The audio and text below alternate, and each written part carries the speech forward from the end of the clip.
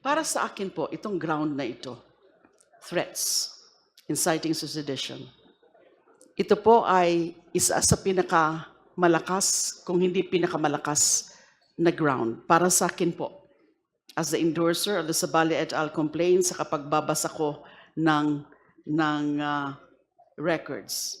Yes, lahat po ng grounds for impeachment raised against the VP are serious. But more than the other grounds, ito pong ground na ito, the threats, is one of the most important in the sense that it gives us an insight into the true character and moral fiber of the VP. Sa pagkakataong yun, maaga pa lang ay nakita na ng buong sambayan ng Pilipino ang tunay na karakter at pagkatao ni VP Sara. Never before in the entire history of the world has a sitting vice president threatened to kill the president and his wife on live streaming video for the whole Filipino nation and even the world to watch. It finally revealed Sara Duterte at her most transparent and unfiltered moment. And para sa akin po, this is not an aberrant attitude of a Duterte. In fact, it is their trademark character. Just recently, yung kapatid nga niya po, si Mayor Baste, said that all he wants is the head of the president, nothing more, and then the Duterte family will be satisfied. This, to me, ang pagbasa ko po dito, hindi naman po ako psychologist o psychiatrist, pero sa aking obserbasyon, this is a clear pattern running along all of the Duterte children. They're all cut from the same cloth and woven from the same fabric as their father, who is now facing 3 charges of crimes against humanity before the ICC for the murder of thousands of Filipino civilians, all citizens he was sworn to protect. So may history of violence, may proclivity, may tendency to violence ang pamilya pong yan. Mayor Baste also showed us that the Duterte family is capable of bringing back the bloodshed instigated by their father, as he attempted to do so immediately at the start of his first term as Davao City Mayor in 2022, with the killing of 7 alleged criminals in Davao City. Fortunately, his attempt to bring back the Davao Death Squad was immediately put to a stop by the PNP when the leadership of the whole Davao Police Force was revealed.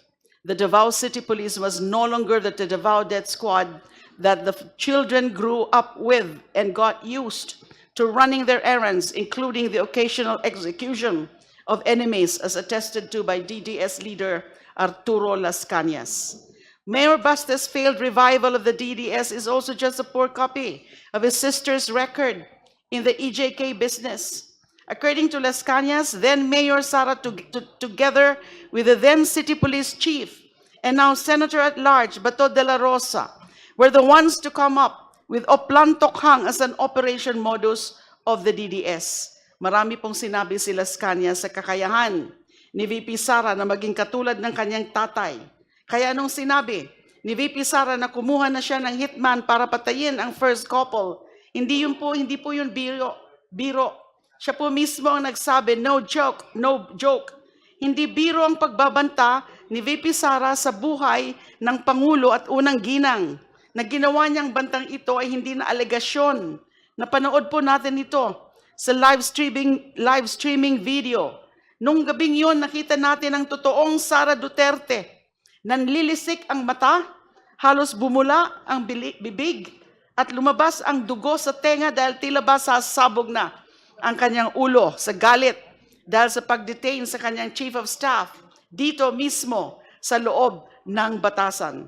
The irony of this is that it all happened here, within the premises of the House of Representatives, in the same government compound where we are sitting now in judgment whether or not to recommend to the House plenary the filing of the articles of impeachment against VP Sara to the Senate for an impeachment trial. And so we have gone full circle, Madam Chair. Sa haba-haba ng prosesyon na nag-umpisa sa opisina ni Kong Paulo Duterte nung gabi, noong November 23, 2024, bumalik tayo ngayon para dinggin ang krimen at impeachable offense na naganap malapit lamang sa bulwagan na ito. ang seryosong pagbabanta sa buhay ng Pangulo, unang ginang, dating speaker ng kanyang pangalawang Pangulo. Hindi bale sana kung walang gulugod sa likod ng banta. Pero katulad po ng aking sinabi, may kakayahan si VP Sara at ang pamilya Duterte na isa katuparan ng kanilang mga bantang pagpatay sa Pangulo.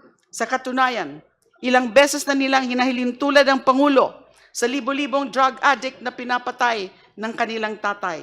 Sa tingin ko po, sa akin po, ito ang pinakamalalang ground for impeachment. Dahil pinakita nito ang kawalan ng tamang pag-iisip ni VP Sara. Again, I'm not a psychologist or psychiatrist, but that's what I can see from the character and personality of VP Sara. Hindi lamang pagbabanta sa buhay ng Pangulo ang ating nasaksihan noong gabing yon mula sa Room 304 ng South Wing Annex, kung hindi ang lagim na kinakaharap ng ating bayan sa ilalim ng isa na namang Duterte. That is my manifestation, Madam Chair, for the record. Thank you.